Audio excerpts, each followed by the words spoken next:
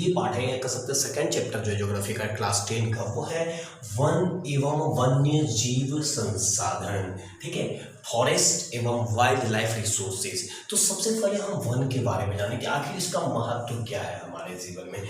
तो अब बच्चों पता होगा, साइंस में आपने पढ़ा होगा कि हम लोग जो सांस में ऑक्सीजन लेते हैं, मतलब शुद्ध, तो शुद्ध हवा जो ऑक्सीजन है वो कहाँ से मिलता है? वन में जो पेड़ पौधे हैं वहाँ से मिलता है। तो सबसे पहला महत्व तो यही है कि हमें प्राणवायु अगर कहीं से प्राप्त हो रहा है तो वो पेड़ पौधे से प्राप्त हो रहा है। दूसरा है कि वन से बहुत सारे औषधियाँ लकड़ियाँ मिलती है, बहुत सारे पक्षी पंछियों का आवास है, शरण स्थली है, मौसम पर्यावरण संतुलित रहता है, समय पर बारिश होती है।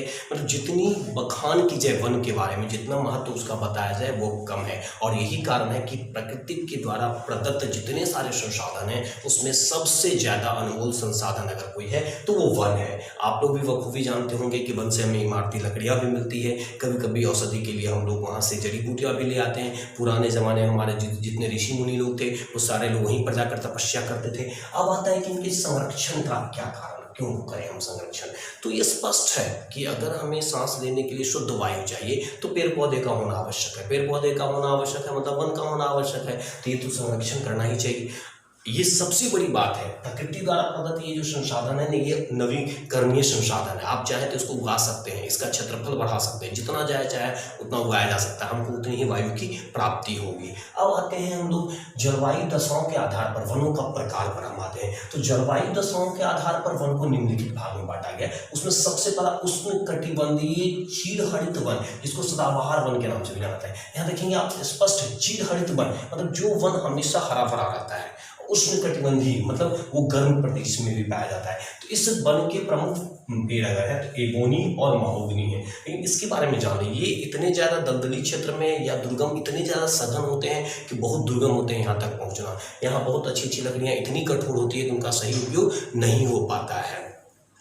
वहाँ पर यातायात के साधन से वहाँ तक पहुँचना मुश्किल होता है, तो वैसे ही यहाँ बर्बाद हो जाते हैं। दूसरा है उष्णकटिबंधीय पर्णपाती वन। देखिए पतझड़ वन, इसका और एक नाम क्या है? पतझड़ वन। नाम से स्पष्ट है, पतझड़। आप लोग याद करें, ठंड जब खत्म होती है और जब बसंत का मौसम आता है तो हर एक पेड़ पौधे पर नई नई पत्तियां आ जाती है।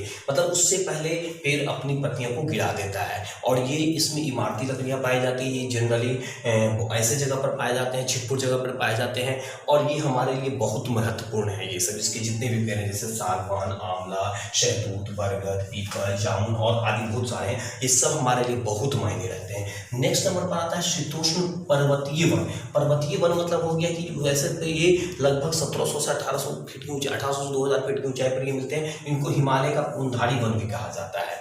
और ये इसके भी पेड़ की जो लकड़ियाँ होती है हमारे लिए बहुत महत्वपूर्ण होती है, जैसे देवदार, चीड़, हेमलॉक आदि। ठीक है, नेक्स्ट है डेल्टाई वन, ज्वारीय वन।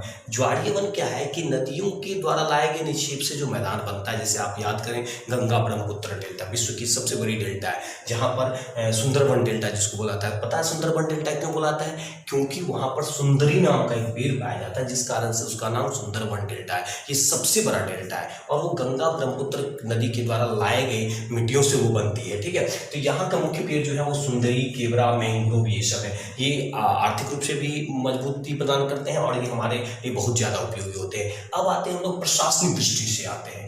ये था जलवायु दशा के आधार पर। अब आते हैं प्रशासनिक दृष्टि से भी वन निम्नलिखित प्रकार के होते हैं। सबसे पहला जो है वो आरक्षित वन। ये कंप्लीटली सरकारी वन होते हैं। यहाँ पर आप बिना अनुमति के या बिना, यहाँ पर लगभग फसल उपजाना या पेड़ों की कटाई करना मना होता है। यहाँ पे आप नहीं कर सकते हैं, किसी बार भी कर सकते हैं। अगर आपको करना है तो सरकार के द्वारा परमिशन दिया जाएगा तभी होगा ये। नेक्स्ट है संरक्षित वन। ये भी सरकार के द्वारा संरक्षित होते हैं। इन वनों में आप कर सकते हैं, लकड़ी की कटाई कर सकते हैं उससे, लेकिन इसके लिए परमिशन या अनुमति लेनी होती है। नेक्स्ट है अवर्गीकृत वन। यहाँ पर आप कटाई पे क्या बोलते हैं, पेड़ों की कटाई भी कर सकते हैं, वनारोपण भी कर सकते हैं, सारे चीज कर सकते हैं, लेकिन उसके लिए अलग से सरकार के द्वारा ठेका निकाला जाता है या सामाजिक स्तर पर इसका ठेका निकाला जाता है। तो आज जो हम लोग देखें वो उस चैप्टर में वन का क्या महत्व है, इनका संरक्षण हमें क्यों करना चाहिए। हम लोग क्या देखे, एक बार फिर से रिपीट कर लेते हैं हम लोग आज क्या क्या पढ़े। तो सब इस चैप्टर का नाम क्या था हमारा, वन एवं वन्य जीव संसाधन। ठीक है, इसमें हम देखें वनों का क्या महत्व है, इनका संरक्षण क्यों करना चाहिए,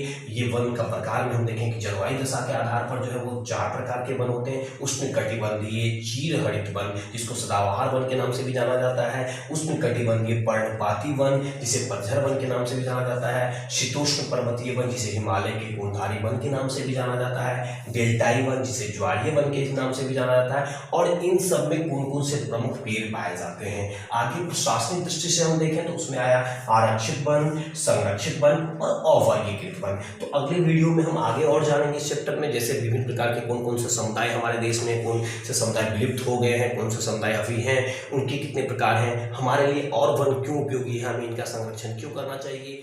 ठीक है, थैंक यू।